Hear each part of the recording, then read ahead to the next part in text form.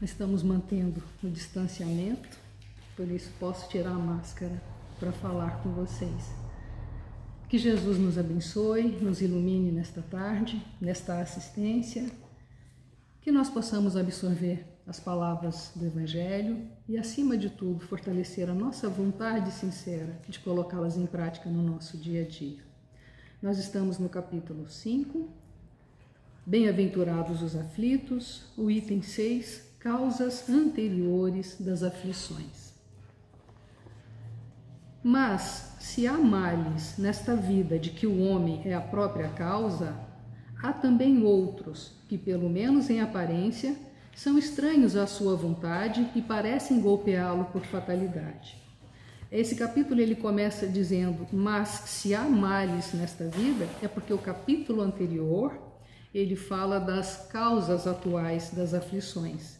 E nele, Kardec nos esclarece que, devido à nossa imprudência, devido à nossa ambição, devido ainda aos nossos maus costumes, as causas atuais são geradas por nós mesmos e que nós não temos por que transferir a responsabilidade a outros. Então, nós sabemos como agimos e temos que ser responsáveis, pelas consequências das atitudes que tomamos. Então, é por isso que o capítulo 6, o item 6, ele começa, mas se há males nesta vida, de que o homem é a própria causa, há também outros que, pelo menos em aparência, eles parecem uma fatalidade.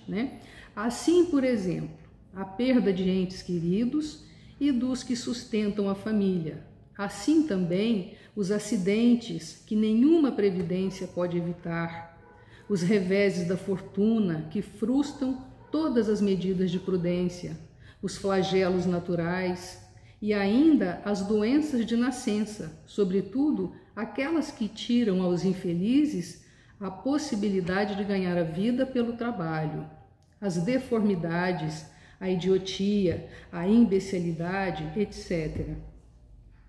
Os que nascem nessas condições nada fizeram seguramente nesta vida para merecer uma sorte tão triste, sem possibilidade de compensação, e que eles não puderam evitar, sendo impotentes para modificá-las, e ficando à mercê da compaixão pública. Por que, pois, esses seres tão infelizes, enquanto a seu lado, sob o mesmo teto e na mesma família, outros se apresentam favorecidos em todos os sentidos? Que dizer, por fim, das crianças que morrem em tenra idade e só conheceram da vida o sofrimento? Problemas todos esses que nenhuma filosofia resolveu até agora, anomalias que nenhuma religião pôde justificar e que seriam a negação da bondade, da justiça e da providência de Deus e da fixação irrevogável da sua sorte após a permanência de alguns instantes na terra. Que fizeram elas, essas almas que acabam de sair das mãos do Criador, para sofrerem tantas misérias no mundo e receberem no futuro uma recompensa ou uma punição qualquer, se não puderam seguir nem o bem e nem o mal? São tantos questionamentos que nós nos fazemos, e Kardec vem, através dessa doutrina esclarecedora, nos dizer de forma tão simples que, entretanto, em virtude do axioma, que quer dizer deste princípio, deste ponto de vista de que todo efeito tem uma causa, essas misérias são efeitos que devem ter a sua causa. E desde que se admita a existência de um Deus justo, essa causa deve ser justa. Essa causa, e tanto esse efeito ele é justo. Ora, a causa sendo sempre anterior ao efeito, e desde que não se encontra na vida atual, é porque pertence a uma existência precedente. Mas aí ele ainda diz, ele volta um pouquinho e fala, é necessário que a gente reconheça, que a gente admita a existência de um Deus justo para compreender essas anomalias, essas diferenças gritantes, né, entre todos na sociedade. Se todo efeito ele tem uma causa, esse efeito não se justifica hoje em causas atuais. Por quê? Porque a origem está em vidas passadas. Nós temos que ter essa compreensão.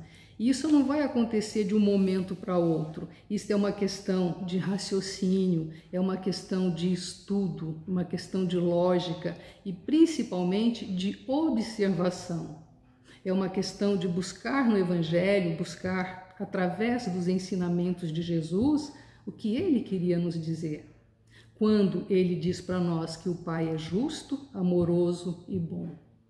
Então, Deus, ele não nos teria criado com tantas diferenças. No mesmo lar onde nasce o enfermo, nasce o outro saudável. Por que ele estaria favorecendo a um e não a outro? Então, só mesmo a doutrina consoladora, prometida por Jesus, a nossa doutrina dos Espíritos, para nos fazer crer que essa diferença, que todas essas diferenças têm uma razão, têm um porquê. Então ele continua dizendo que, por outro lado, Deus, não podendo nos punir pelo bem que se fez e nem pelo mal que não se fez, se somos punidos, é que fizemos o mal. Se não fizemos o mal nesta vida, é que o fizemos em outra.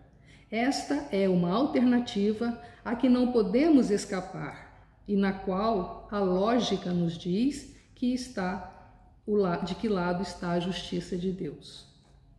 O homem não é, portanto, punido sempre ou completamente punido na sua existência presente, mas jamais escapa às consequências de sua falta. A prosperidade do mal é apenas momentânea, e se ele não expia hoje, expiará amanhã, pois aquele que sofre está sendo submetido à expiação do seu próprio passado. A infelicidade, que à primeira vista parece imerecida, tem, portanto, a sua razão de ser. E aquele que sofre pode sempre dizer: perdoai-me, Senhor, porque eu pequei.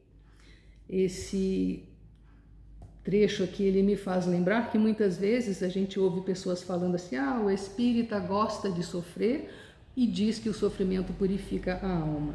Não, o espírita, ele não se queixa diante do sofrimento, diante das aflições, porque ele reconhece, ele admite a existência de um Deus justo e bom, um Deus tão justo, tão bondoso e tão amoroso como Jesus nos apresentou, que ele nos dá a possibilidade de reparar estas faltas. Então, não é que gosta de sofrer porque purifica a alma.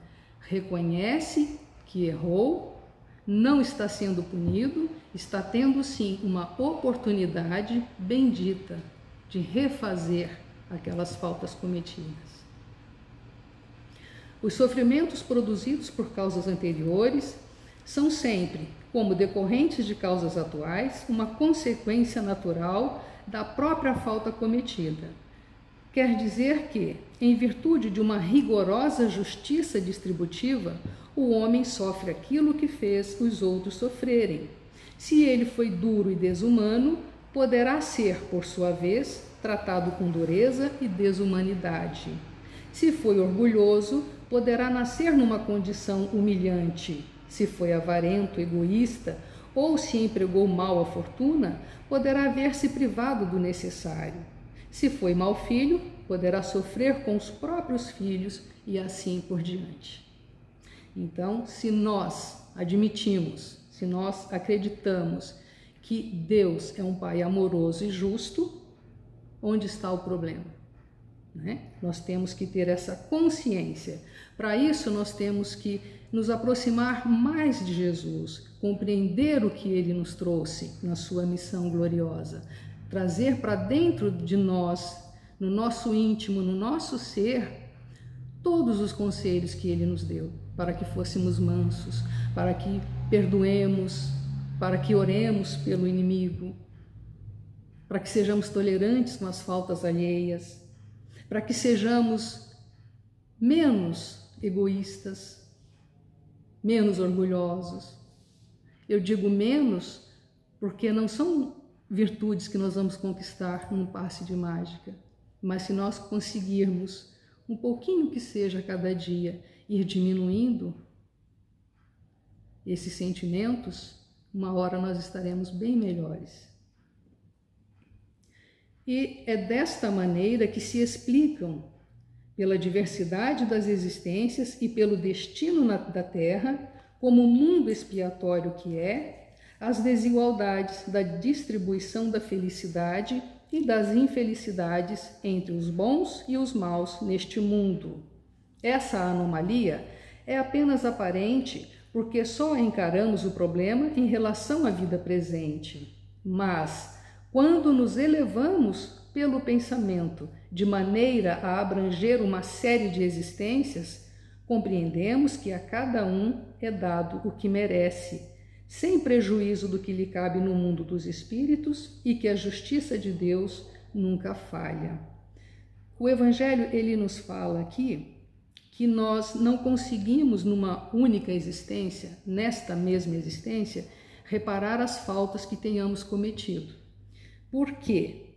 Quando nós elevamos o pensamento, quando nós expandimos a nossa consciência, reconhecendo a possibilidade ou a realidade de vidas passadas, aí sim nós conseguimos compreender que falhamos, que erramos e que precisamos da oportunidade de reparação. E isto não é possível quando nós ainda estamos no corpo físico, quando nós ainda estamos nesta mesma trajetória, com todos esses vícios ainda, do egoísmo, do orgulho. Tem erros que são cometidos porque a pessoa é puro instinto, porque ela ainda tem muita maldade. Como que nesta mesma existência ela vai ter consciência de que errou? Ela não tem. Então, entre um período, entre uma encarnação e outra, quando em espírito no plano espiritual, ela consegue ter essa elevação de pensamento, ela consegue ter esse esclarecimento, às vezes um período muito demorado, para que ela atinja esse grau de compreensão, mas em algum momento ela vai ter essa consciência das vidas anteriores, ela vai ter a compreensão das falhas cometidas e aí ela mesmo pede a oportunidade para refazer toda essa trajetória. Então, o que nós estamos, as aflições que nós estamos passando hoje foram atitudes do passado, de vidas anteriores. E o que nós estivermos fazendo hoje, as nossas ações de hoje estão preparando a nossa vida de amanhã.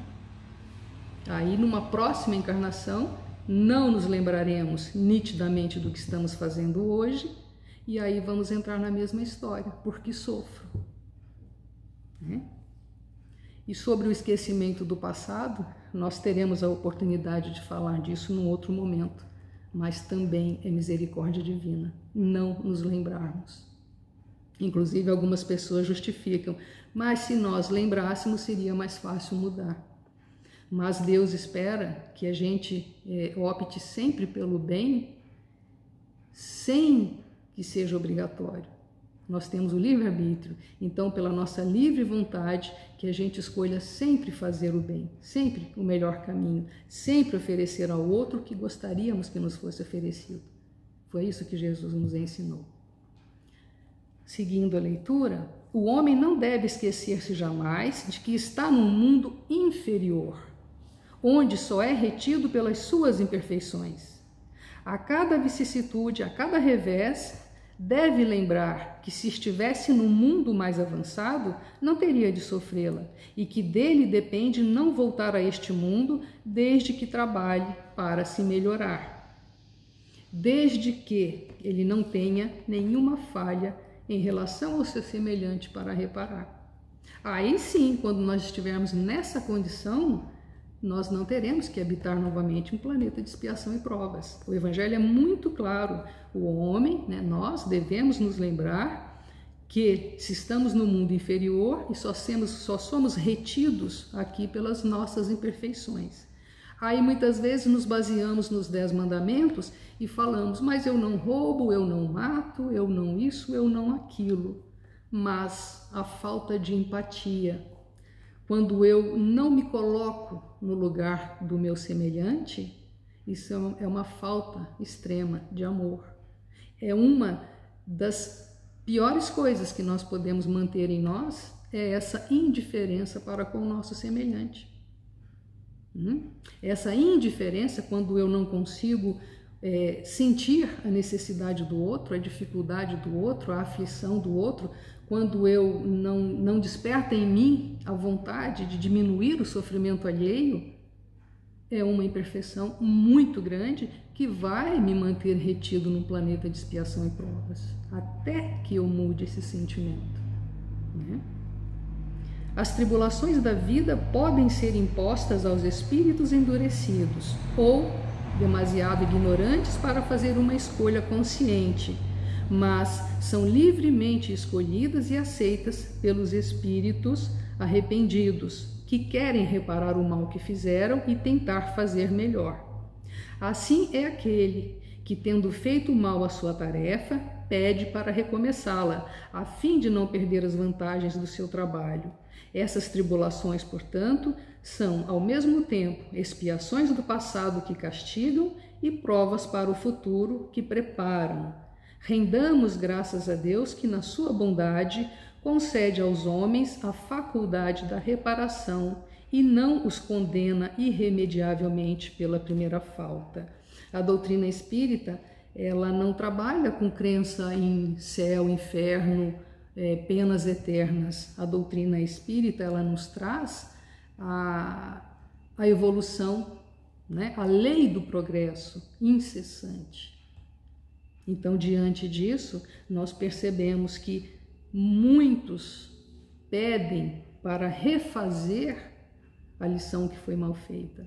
E isso é possível quando nós estamos em espírito, não ainda na matéria. Na matéria, raramente nós despertamos para essa consciência. Então, normalmente, é no plano espiritual, entre uma reencarnação e outra, que nós temos essa lucidez e esse arrependimento, e onde pedimos para refazer as provas. Não se deve crer, entretanto, que todo sinal de sofrimento, porque se passa neste mundo, seja necessariamente uma determinada falta.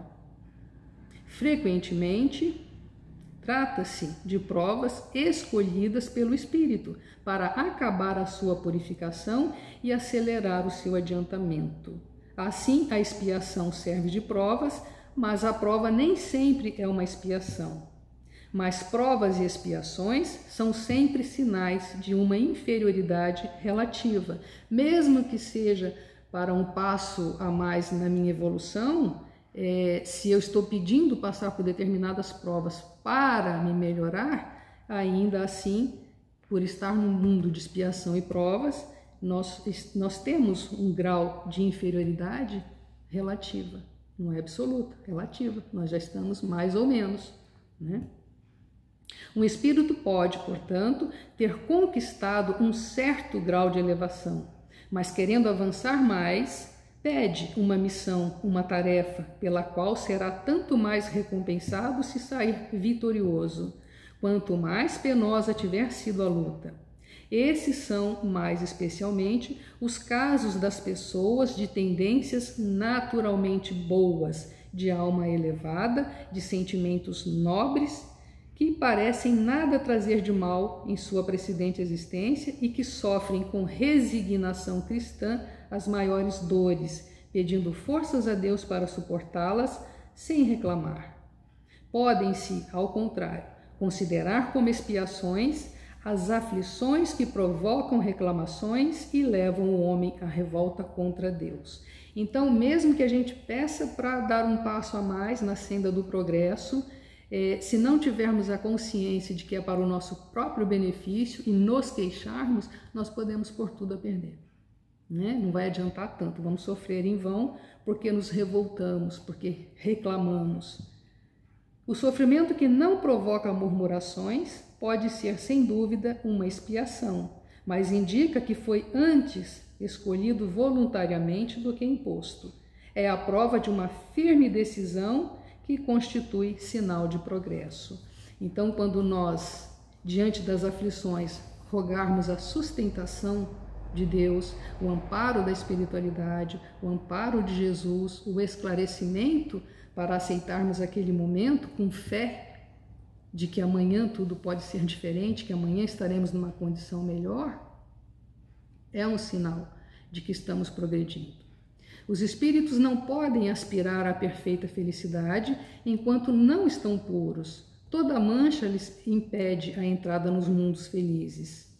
Então, nós, sintetizando esse capítulo, esse item do 6 a 10, falando sobre as causas anteriores das aflições, enquanto nós não tivermos plena consciência de que somos espíritos, enquanto não nos reconhecermos como espíritos imortais, que foi isso que Jesus veio nos trazer, a revelação maior de Jesus foi nesse sentido, de que a vida segue após a morte do corpo físico. Então, em espírito, nós temos consciência das vidas passadas, nós temos consciência de um futuro infinito, e isso nos consola, isso nos conforta. E por mais tempo que vivamos no planeta de expiação e provas, é um breve momento diante da eternidade. Então, que nós tenhamos a consciência de que Deus é justo, é um Pai amoroso e bom, e que não nos pune, Ele nos dá a oportunidade de reparar as faltas cometidas contra os nossos semelhantes. Diante desta consciência, que nós tenhamos a disposição e a boa vontade de começarmos a modificar um pouco os nossos sentimentos. Diante do sofrimento alheio, principalmente, sejamos mais solidários, sejamos mais empáticos, né? Tenhamos mais amor a oferecer aos nossos semelhantes, e assim nós vamos também aliviando a nossa carga de aflições, né? Os nossos lamentos. Que Jesus nos auxilie a seguirmos em frente, trilhando esse caminho, procurando a nossa melhora a cada dia. E assim nós agradecemos a Jesus por este momento, por esta assistência. Rogamos à espiritualidade que nos alcance onde quer que estejamos, que nos ofereça o bálsamo do passe espiritual, que nos envolva em luz, em serenidade, que o nosso coração também nesse instante, que ele se abra como uma rosa orvalhada, que o perfume, que esse aroma possa envolver todos os nossos irmãos, a toda a humanidade, que essas vibrações de amor possam alcançar todos os leitos onde houver um lamento de dor, que nós possamos envolver cada irmão necessitado, que Jesus seja a luz a iluminar os nossos caminhos, que Ele nos ampare e nos fortaleça, que Ele permaneça conosco, agora e sempre. Que assim seja, graças a Deus.